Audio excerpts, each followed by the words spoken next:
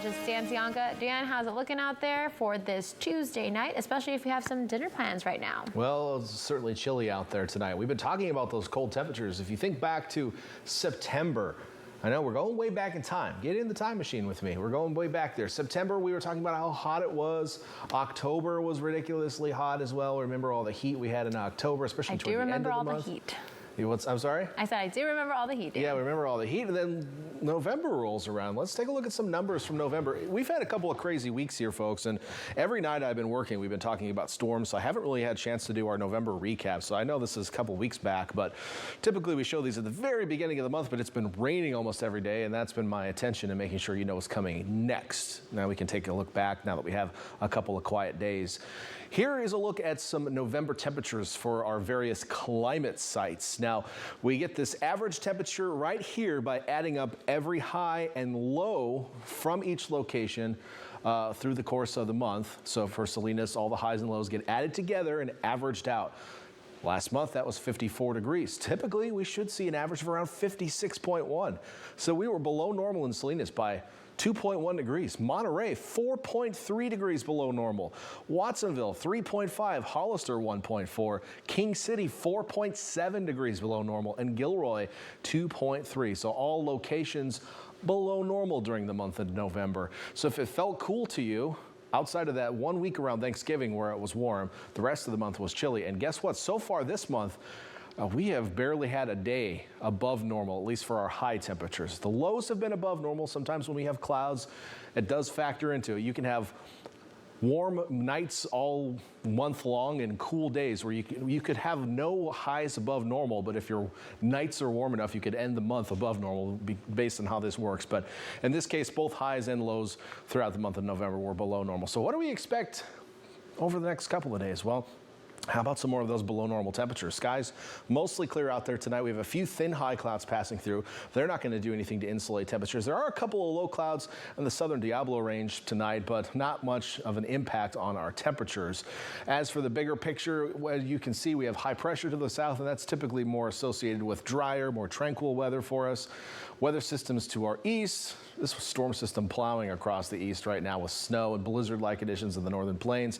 And then this system out here spinning in the Pacific. Oh, you can pick that out, sure. Is that headed toward us? Well, kind of maybe. There it is over the next couple of days. It doesn't really move all that much because we've got a couple of blocking ridges here. Now, they move far enough apart to let it through on Friday, but it's going to get to our south, lose most of its moisture tap, and kind of lose some strength. So I don't expect any rain from it. We might see a few high clouds from the south later on this week, but that's about it. Then the ridge rebuilds. Another system tries to sneak in sometime early next week. That might bring a better chance of some light rain toward us, but it looks like that's going to be slim pickings as well. So after a couple of weeks of daily rain almost, we're going into a dry phase, it looks like, for the next couple of weeks into the holiday. If that changes, we'll let you know, but right now looking a little bit drier. So how about temperatures? Well, the air mass right now is chilly, and it's going to take some time to warm that up, and we don't have a lot of time to warm it up, especially because our days are so sharp. When you don't have a lot of sunshine reaching the ground or the period is shorter, it's hard to warm things up. So unless you get an extraordinarily warmer air mass, it's hard to warm things up. So we're going to slowly warm up in the coming days, but it's going to take some time because we don't have a lot of sunlight to work with, even though we're not going to have a lot of clouds. Futurecast showing clear skies overnight. Can't rule out a little bit of fog in the valley bottoms. We had some this morning. It will be less likely tomorrow morning as we did see slightly drier air today, but there is still a chance of some fog tomorrow morning. Then beyond that, tomorrow afternoon looking mostly sunny. We'll have a few high clouds passing through and maybe just a couple of clouds over the hills, but that's about it. Now, the National Weather Service has a slew of frost and freeze alerts out there for you across most of the viewing area, except for some reason the Santa Cruz Mountains are not included in them. So we'll just get to my forecast temperatures and talk about what's going to happen in your neighborhood and whether you should be concerned or not. If you live in the Santa Cruz Mountain Valleys, you're going to see frost overnight. Lows on average are going to be in the low 30s. And, you know, in each of these locations, my forecast is for an average across the city's footprint. So Scotts Valley, you have a big variation in elevation there. Ben Lomond, you have a variation in elevation. And, you know, on the hillside, it can be 40 degrees for your low, but in the very bottom of the could be 29, you know, something to that effect. So we're looking at an average here. If you typically frost, you're going to see frost tonight. It's a cold night for that. Temperatures back in the mid-50s for your highs tomorrow afternoon, down to 35 in Santa Cruz and Capitola overnight. You can see some patchy frost in your neighborhoods, especially on the north sides of town, in low areas where that air can pool. Highs back to the mid to upper 50s tomorrow. Aptos down to 33 overnight. Watsonville 33 overnight. Definitely looking at some frost there. Marina 33 overnight.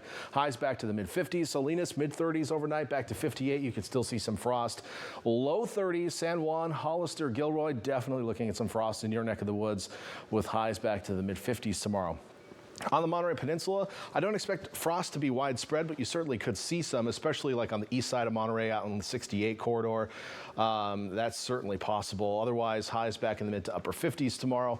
And then farther south, lots of cold spots in the morning. Carmel Valley 33, it's probably going to be frosty around there. The Salinas Valley looking fairly frosty, at least in the valley bottom. The citrus orchards on the hills will probably be okay, but still a chilly night. We'll be back in the mid 50s for your highs tomorrow afternoon. And as we look at the next 7 days, again, I said a slow warm up, and it's pretty slow. So the lows and the highs they're trying to get warmer under those mostly sunny skies. There's just not a lot to do it. It looks like maybe out of the weekend will be a little bit warmer, and we're going to watch early next week for some rain potential. But at the moment, things looking pretty dry for the next 7 days.